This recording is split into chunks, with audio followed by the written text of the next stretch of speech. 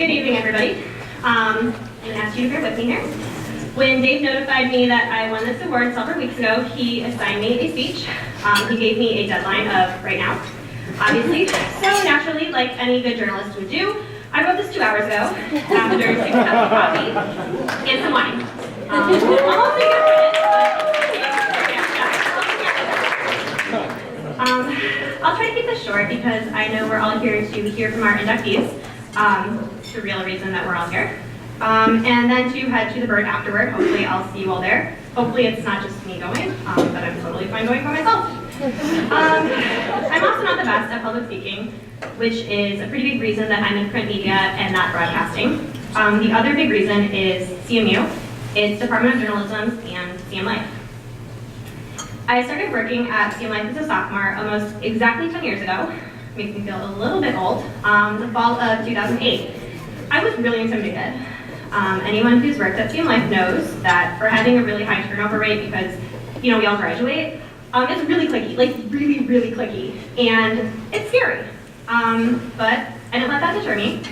I knew how important working at CM Life would be to my future, so I walked into the office and approached this guy named David Veselinick. I know you're here, not sure where. And I asked him for a story assignment. One story assignment turned into another story assignment, which turned into another. And pretty soon I went from writing event previews, where I interviewed Dennis Lennox, to covering elections, writing MPA award-winning features, and carving up my own beat, reporting on local poverty and nonprofits under Mary Ellen Pye's Metro Desk. A year after I first walked into the CM Life office to ask for a story, I pretty much moved into the fourth floor of Moore Hall. Not surprising. We used to joke that CM Life was actually short for Consumes My Life, and I know there are a lot of CM Life out there. Can you guys tell me if that's still the case? Do you guys still refer to it as Consumes My Life? Yes? No? No? No? All right, well, new acronyms. Yeah, either go with the Central Michigan University Life or Consumes My Life, either or. So I continued working at CM Life for close to the rest of my college career. Some point along the way, it changed from being a source of clips and bylines to being a source of personal fulfillment. If I tell a story about a college experience, there's about a 75% chance that story starts with, so this one time at a CM Life party. There's also about a 75% chance Jake May has photos from whatever it is I'm talking about. And a 100% chance that those photos are somewhere on Facebook. So I'm really grateful Facebook introduced lists and privacy settings. I'm so sorry, Mom and Dad. They're there, you just can't see them. Anyway, I had so much fun at CM Life, I was actually a little afraid to grow up. I didn't want to graduate, I didn't want to work in a real newsroom, like a real office with real adults doing real jobs. But it turns out that fear was for nothing, because journalists are journalists, no matter how old they are, no matter what newsroom they're in, and no matter the culture front of that newsroom. We're just really cool people. I'm sure you can all attest to that. But more than that, journalists are important.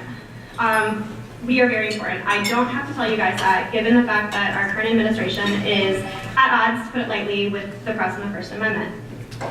Earlier this year, before the Tribune was kind of sort of evicted, a long story, approached me about it at the Bird later today, we were forced to move into a swanky new modern office.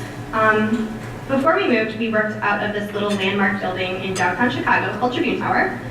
You might have heard of it.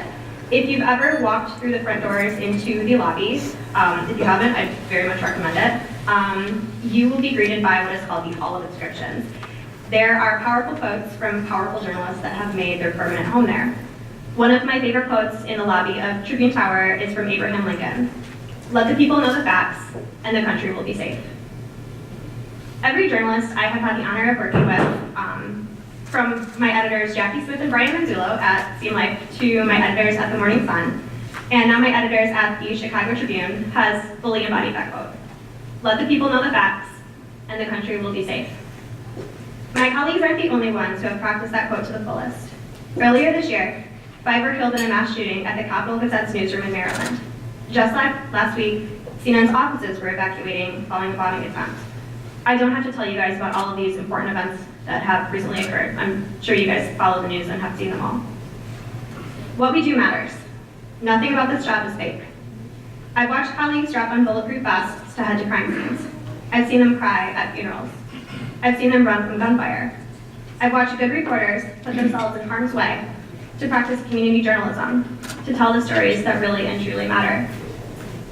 It's a scary time to be a journalist, but it's also a crucial time to work in this industry. Our words, the truth we tell, they carry weight, and they're absolutely vital to our country's democracy, vital to upholding the freedoms we all cherish.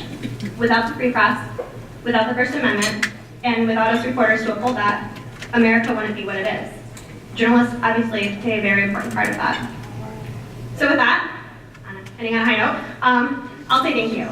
Not only a personal thank you to my family, CMLifers, CMU professors and staffers, colleagues, mentors, and friends, but also thank you to every single person in this room, every single journalist in this country, and every single journalist across the globe. Thank you very much.